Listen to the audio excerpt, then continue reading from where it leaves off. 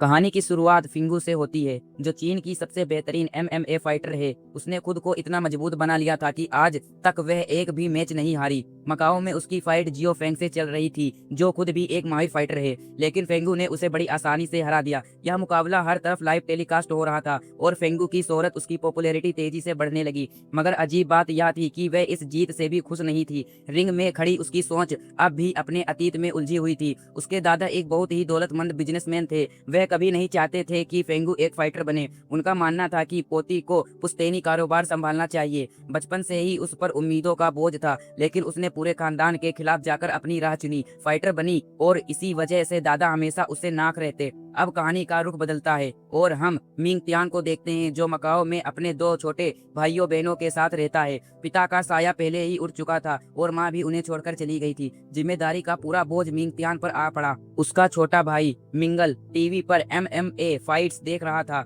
उसकी सबसे पसंदीदा फाइटर फेंगू थी। वह अपने भाई से कहता है, फेंगू का राउंड किक बाय कमाल का था, लोग उसे द क्वीन कहते हैं। लेकिन मिंग तियान उसे डांटते हुए कहता है, चलो अब स्कूल की तैयारी करो। मिंग तियान अपनी पढ़ाई छोड़कर एक लोकल रेस्टोरेंट में काम करता था। भाई बहन की परवरिश के लिए वह हर छोटा मोटा काम करता, कभी रसोई में मदद तो कभी फूड डिलीवरी। दिल में ख्वाहिश थी कि कभी किसी स्कॉलरशिप्स के सहारे दोबारा कॉलेज ज्वाइन करेगा। रेस्टोरेंट का मालिक उसे एक मार्शल आर्ट मास्टर के लिए खाना पहुंचाने का टास्क देता है। रोल यह था कि डिलीवरी 15 मिनट में करनी है, जबकि जगह 20 मिनट दूरी की थी। लेकिन मिंग तियान को रास्तों की ऐसी समझ थी, ऐसा डायरेक्शन का सेंस कि वह शॉर्टकट से बिजली की तरह निकल पड़ता है। रास्ते में एक बूढ़ी औरत की फूड कार्ड लड़खड़ा जाती है। मिंग तियान तुरंत झुककर उनकी मदद करता है। तभी कार्ड लुढ़कने लगती है। वहां से फेंगू गुजर रही होती है। मिंग तियान उसे कार्ड को पकड़ने को कहता है, लेकिन फेंगू मदद करने के बजाय उसे लात मार देती है। कार्ड टूट जाती है, सारे फल बर्बाद हो जाते हैं। बूढ़ी औरत गुस्से में उसे खूब खरी खोटी सुनाती है। फेंगू चुपचाप उसके हाथ में नोटों की गड्डी थमा देती है। वह औरत तंज करती है, बेटी पैसों से यह चीज नहीं खरीदी जा सकती।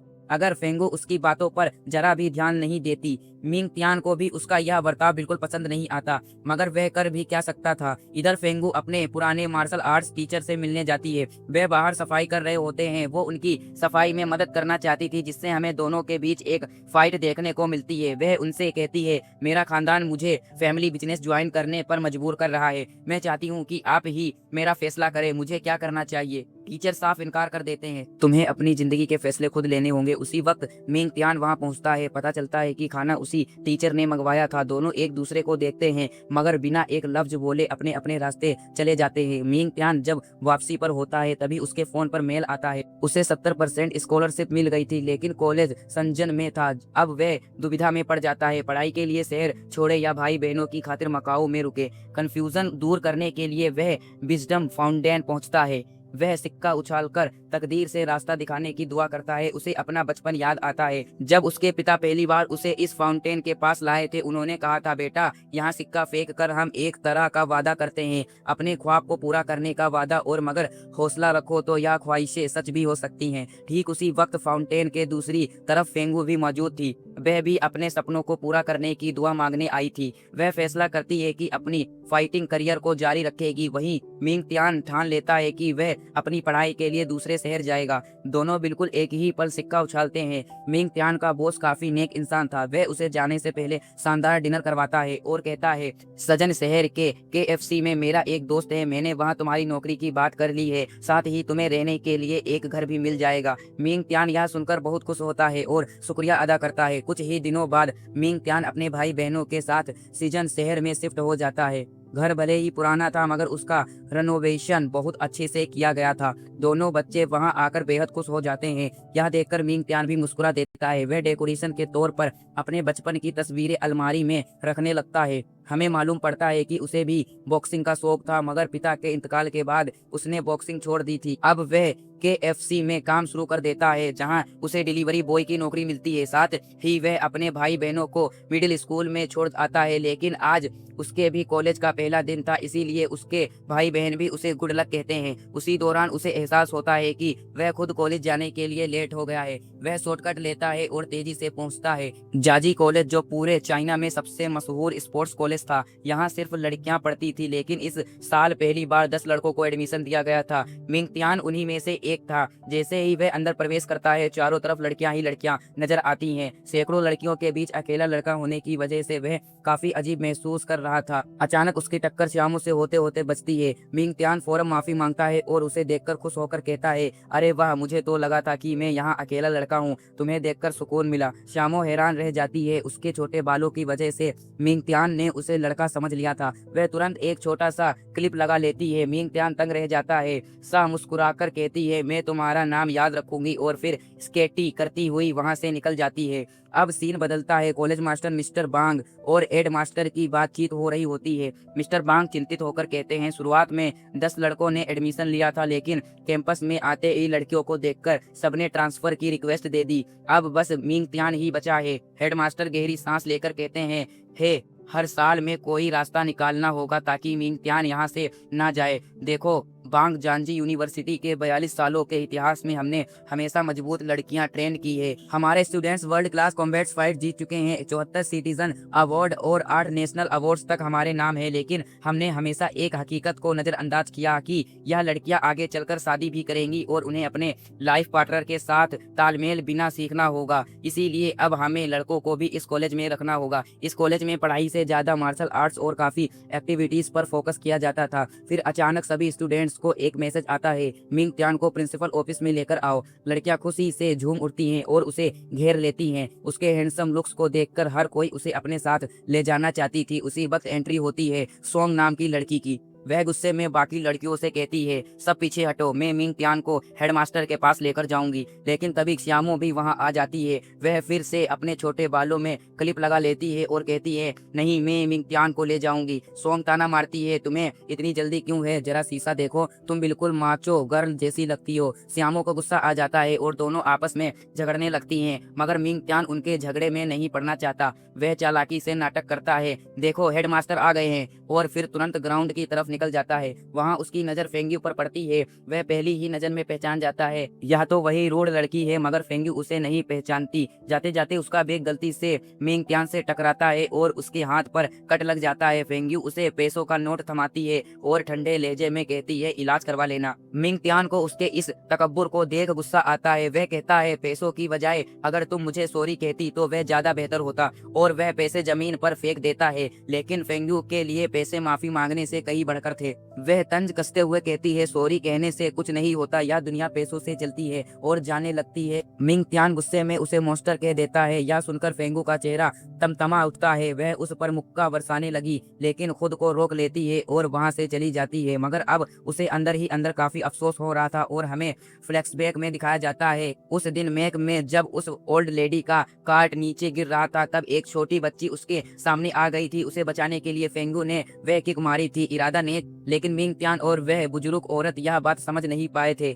क्लासरूम में मिंग तियान लड़कियों के बीच बैठा गहरी तवज्जो से पढ़ाई कर रहा था। लड़कियां उसे घूर रही थी, लेकिन जैसे ही वह उनकी तरफ देखता, सब फौरन अपना मुंह फेर लेती। उसे समझ नहीं आता कि क्या सचमुच सब उसी को देख रही थी या फिर यह सिर्फ उसका वहम था। अब सीन कट होता है और हम एक नूडल्स रेस्टोरेंट को देखते हैं, जहां सान हाउ नाम का लड़का अपनी माँ की रेस्टोरेंट चलाने में मदद किया करता था। तभी 2 लड़के आते हैं और नूडल्स को घटिया बताकर हंगामा करने लगते हैं। सान हाउ की माँ लड़ाई झगड़े से बचना चाहती थी, लेकिन सान हाउ उन दोनों से कहता है, अगर लड़ना ही है तो किसी और दिन बाहर मिलकर हिसाब चुकता कर लेंगे। वह दोनों लड़के जाने लगते हैं, लेकिन जाते जाते एक पप्पी को लात मार देते हैं। सांडाऊ को खून खोल जाता है, क्योंकि जानवरों से उसे बेइंतहा मोहब्बत थी, और जब भी कोई जानवरों को सताता उसका गुस्सा काबू में नहीं रहता। उसकी माँ यह बात अच्छे से जानती थी। उसे यकीन हो गया कि अब टकराव होना तय है। अगले ही लम्हे में सान हाउ उन दोनों पर टूट पड़ता है। इधर दूसरी तरफ हम श्यामो और फेंगू को देखते हैं, जो बॉक्सिंग क्लब में प्रैक्टिस कर रही थी। दोनों अच्छी दोस्त थी और बॉक्सिंग से दोनों को बेहद शौक था। फेंगू आज परेशान नजर आ रही थी। श्यामो समझ जाती है कि कोई बात उसे अंदर से तोड़ रही है।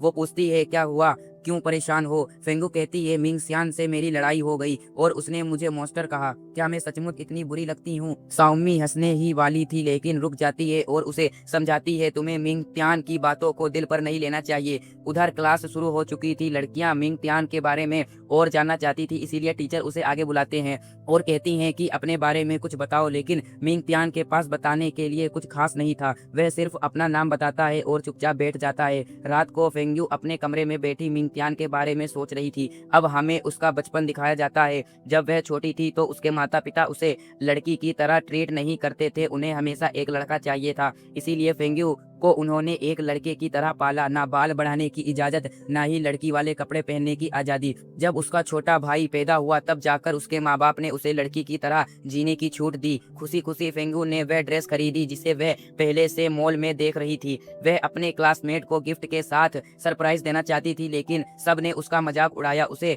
मॉन्स्टर कहा और चिढ़ाने लगे। यही वजह थी कि आज तक फेंगू अपने जेंडर को लेकर परेशान रहती है। उधर मिंग त्यान अपना कॉलेज वर्क पूरा कर रहा था, तभी उसका छोटा भाई मिंगल नींद में ही पंच मारने लगता है। मिंग त्यान उसकी मासूमियत देखकर मुस्कुरा देता है। फिर उसे एहसास होता है कि उसका भाई जिसे अपना आइडल मानता है वो वही रूठ लड़की फेंग्यू है। उसे याद आता है कि फेंग्यू की आंखें बिल्कुल उसकी माँ जैसी हैं। शायद इसी वजह से उसे फेंग्यू को देखकर चिढ़ होती है। और फिर फ्लैशबैक में उसे वह दिन याद आता है जब उसके पिता शराब के नशे में डगमगाते हुए घर लौटते थे। वो उन्हें सहारा देकर घर ला रहा था और उसी दिन उसकी माँ घर छोड़कर हमेशा के लिए चली गई थी। कॉलेज में मिंग त्यान लड़कियों की वजह से पढ़ाई पर कंसंट्रेट नहीं कर पा रहा था। हेडमास्टर और मिस्टर बेंग खुश थे कि उसने अभी तक ट्रांसफर नहीं किया, लेकिन मिंग त्यान परेशान हो चुका था और वह किसी दूसरे कॉलेज में जाने का प्लान बना रहा था। इस कॉलेज की खासियत यहाँ बनाए गए क्लब्स थे जहाँ स्टूडेंट्स अपने टैलेंट को निखारते थे, जहाँ नए एडमिशन लेने वाले सभी फ्रेशर्स को क्लब्स का टूर दिया जाता और उन्हें क्लब चुनने की खुली छूट मिलती। मिंग त्यान सभी क्लब को अच्छे से देख रहा था। वह बॉक्सिंग क्लब में जब फेंग्यू को लड़ते देखता है तो उसे एहसास होता है कि शायद उसी ओल्ड मास्टर ने उसे ट्रेंड किया होगा जिन्हें वह खाना देने गया था। सोंग भी चाहती थी कि मिंग त्यान उसके क्लब में आए और वह उसे अपनी पावर दिखाती है, जिसे देख मिंग त्यान शॉक्ड रह जाता है। लेकिन श्यामो भी उसे अपने क्लब में लेना चाहती थी, जिससे दोनों ही आपस में झगड़ने लगी। तंग आकर मिंग त्यान स्विमिंग क्लब चुन लेता है। वह पुल में गोते लगाने लगता है, लेकिन वहाँ फिश होती है। पता चलता है कि क्लब बंद हो चुका है और पुल इकोलॉजिकल पॉन्ड में बदल गया है। यह देखकर मिंग त्यान परेशान होकर ट्रांसफर का पक्का फैसला कर लेता है। मिस्टर बेंग उसे रोकने की कोशिश करता है, पर जब वह नहीं मानता तो कहते हैं कि ट्रांसफर आसान है, बस फॉर्म भरकर तुम्हें ऑफिशियल फाइल बॉक्स में डालना होगा। मिंग त्यान को भी लगता है कि यह काफी आसान होगा। वह जैसे ही फॉर्म डालने जाता है तो ग्रेजुएट्स कराटे कलर्स उसे रोकने लगती हैं। मिंग त्यान उनसे झगड़ने लगता है पर बुरी तरह पिटता है, पर मिस्टर बांग से शिकायत करता है कि आपने 5 लड़कियों को मुझे रोकने के लिए भेजा, क्या यह गलत नहीं है? मिस्टर बेंग कहते हैं, मैं जानता हूँ कि तुम एक सुपरस्टार की तरह हो जिस पर सबका फोकस है, और मैं नहीं चाहता कि तुम हमारे कॉलेज से जाओ। अब वह उसे स्पेशल ऑफर देता है कि तुम्हें अपने कॉलेज की फीस इस साल चुकाने की कोई जरूरत नहीं है, बल्कि मैं टाइम लिमिट बढ़ाकर 30 साल कर दूंगा, जो एक लोन रिपेमेंट के रूप में रहेगी, जिस पर कोई इंटरेस्ट भी नहीं लगेगा। मिंग त्यान को यह ऑफर काफी अच्छा लगता है क्योंकि वह इससे अपनी पढ़ाई फ्री में पूरी कर लेगा, पर मिस्टर बांग उसे इस बात को सीक्रेट रखने को कहते हैं। एक दिन वह गलती से वुमेन्स बाथरूम में चला जाता है। फेंग्यू वहाँ स्नान कर रही थी। उसे लगता है कि वहाँ कोई लड़की आई है, इसीलिए वह मिंग त्यान से टॉवल मांगती है। मिंग त्यान को कुछ समझ नहीं आता। वह उसके कपड़े उठाकर उसे दे देता है, पर फेंग्यू समझ जाती है कि वह मिंग त्यान है और उसे एक किक मारकर दूर फेंक देती है। उसी वक्त सामू भी अंदर आ जाती है और गलत समझ लेती है। दोनों एक साथ कहते हैं कि हमारे बीच ऐसा कुछ नहीं है और मिंग त्यान बाहर चला जाता है। अब हमें कैंटीन का सीन दिखाया जाता है। श्यामू फेंगू से साथ आइसक्रीम लेने गई थी, लेकिन वहाँ भी श्यामो की सोंग के साथ लड़ाई हो जाती है क्योंकि दोनों को स्ट्रॉबेरी आइसक्रीम चाहिए थी। दूसरी तरफ मिंग त्यान फूड डिलीवरी करने जा रहा था, तभी वह देखता है कि एक लड़के को 2 बुली लड़के घसीटते हुए ले जा रहे थे। मिंग त्यान को कुछ